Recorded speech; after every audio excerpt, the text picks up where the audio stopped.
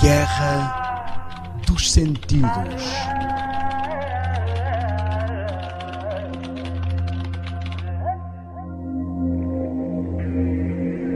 Olá, muito bem-vindos a mais uma sessão da Guerra dos Sentidos com Daniel Spencer. E na última sessão nós abordamos todas as questões que têm a ver com o rock relacionado com o satanismo e estamos agora a analisar a história do rock e esses valores. Falámos sobre o pai do rock, Robert Johnson, considerado pelas revistas da especialidade e por muitos músicos e bandas atuais como a pedra angular na qual foi construída toda a base deste novo estilo. Falámos sobre o significado do nome ligado a sexo, drogas e rock and roll e ao sexo livre no banco de trás de um carro, uma expressão dos guetos de Nova York. Falámos sobre Elvis e a sua ligação ao esoterismo, apesar de muitas vezes tentar compensar isso, levando as pessoas para Graceland, lendo a Bíblia e tentando buscar sempre uma abordagem religiosa. E ficámos na questão dos Beatles. O satanismo definiu 5 passos para preparar a sociedade para a nova era e para a chegada do anticristo. E reparem, nós estamos sempre a falar numa vertente de saúde e não estamos aqui a querer entrar em campos religiosos, mas a própria atividade intensa de ligação entre estes polos nos impede quase de falar sobre a história do rock sem falar sobre o satanismo. Eu não sou um satanista e não estou a abordar isto no sentido satanista. Só estou a mostrar às pessoas como esses valores são interiorizados e eu estou a falar tanto para aqueles que não acreditam em religião, nem em satanismo, nem em cristianismo, como para aqueles que acreditam em formas diferentes de religião, que há aqui uma tentativa de passar filosofias que não devemos assimilar e há uma tentativa e efeitos sobre nós. Os Beatles então vão preconizar uma das fases daquilo que Aleister Crowley, o pai do satanismo moderno, assume como uma revolução. Ele fala da revolução social, da revolução sexual, da revolução das drogas, da revolução espiritual e da revolução satanista, para chegar à nova era. E os Beatles começam por preconizar esta revolução social. Todo o rock significa rocha, roll significa rolar, todo o rock vai trazer a derrocada da rocha, que para os cristãos é Cristo. Vai trazer a derrocada de valores e instaurar novos valores e traz uma revolução social. De repente, os jovens começam a ser quem comanda e controla a sociedade e não os adultos e não as pessoas mais idosas com experiência. E quem não acompanhar a onda é um quadrado e está ultrapassado. Vemos os Beatles. Se John Lennon veste uma roupa, toda a gente vai e compra uma roupa igual. Se Paul McCartney corta o cabelo de uma forma, toda a gente ia e cortava o cabelo da mesma forma. Mas o rock não trouxe só essa revolução social. Além dele escolher como seu slogan sexo, drogas, que traz já a segunda revolução, e nós vemos muitas bandas que promovem a droga e o sexo livre. Nós vemos muitos músicos cantarem sobre o sexo livre, Rolling Stones.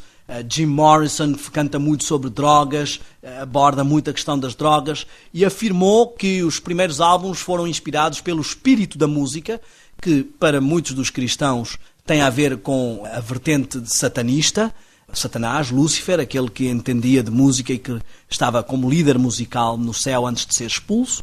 Então nós estamos a ver aqui várias conexões. Mas os Beatles também trazem uma revolução espiritual. Eles são os grandes responsáveis pela aceitação e introdução das culturas asiáticas, das religiões budistas, hinduístas, Hare Krishnas no mundo ocidental. Um dos elementos desta banda escreveu a música My Sweet Lord Hare Krishna, Meu Querido Senhor Hare Krishna. E Hare Krishna é definido como sendo o príncipe dos demónios, a serpente da eternidade e o Deus da destruição. Isto é uma referência clara ao satanismo, ou a uma forma de divindade que não tem a ver com o cristianismo. E ao perguntarem a esse músico por que é que ele escreveu essa música, ele disse: o objetivo é que as pessoas começassem a cantar Meu Querido Senhor, Aleluia, e de repente se passasse para Meu Querido Senhor, Hare Krishna, para quebrar um pouco os preconceitos e as barreiras. Os Beatles também têm um álbum com uma capa muito sugestiva, um dos marcos das mensagens subliminares, onde eles estão a atravessar na Abbey Road, em Londres, e onde se vê uma nítida consonância entre a mensagem subliminar que diz que Paul foi enterrado ou como se tivesse morrido, e os indumentários que aparecem, em que os 4 elementos da banda não aparecem já de forma identicamente vestidos, mas aparecem de forma diferente. Eles costumam aparecer muitas vezes de forma idêntica, mas aqui estão de forma diferente. Vemos à frente John Lennon como se fosse um médico legista.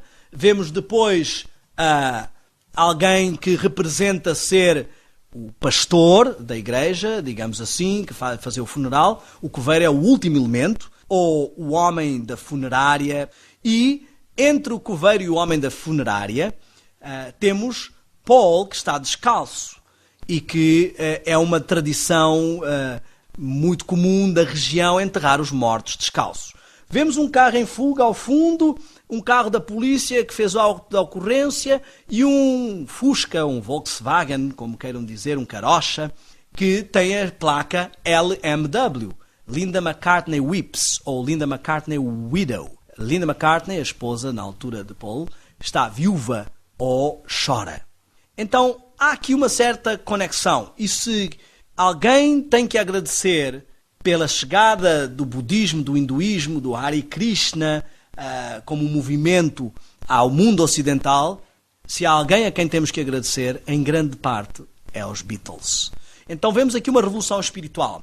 Mas eu queria abordar a revolução satanista dos Beatles.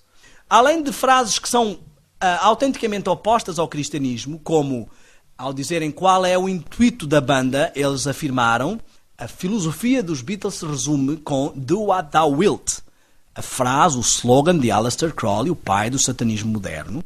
Ou seja, esta é a filosofia: faça o que você quiser. A lei de Deus, as leis, não importam, importa fazer o que você quiser. E é uma filosofia também nova-erista. A afirmação conhecida da banda de que o cristianismo iria acabar e que eles eram mais famosos que Jesus Cristo e serem chamados de os 4 cavaleiros do Apocalipse, são todas afirmações que se colocam definidamente. E não se colocam só contra a religião ou contra o cristianismo, porque eles estão a favor de vários líderes de outras religiões, mas a favor do satanismo.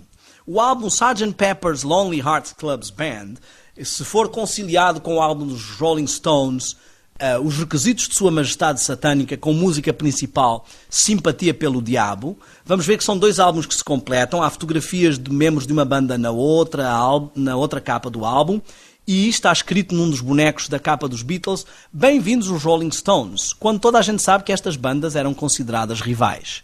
Os Beatles afirmaram que colocaram na capa do seu álbum os seus ídolos, as pessoas de quem eram fãs, e encontramos na capa desse álbum satanistas, hinduístas, Hare Krishnas, filosofias políticas como Marx, e no canto superior esquerdo, Aleister Crowley, o pai do satanismo moderno. Isto para não falar de Adolf Hitler, que queriam incluir no anteprojeto da capa, mas que o promotor não deixou.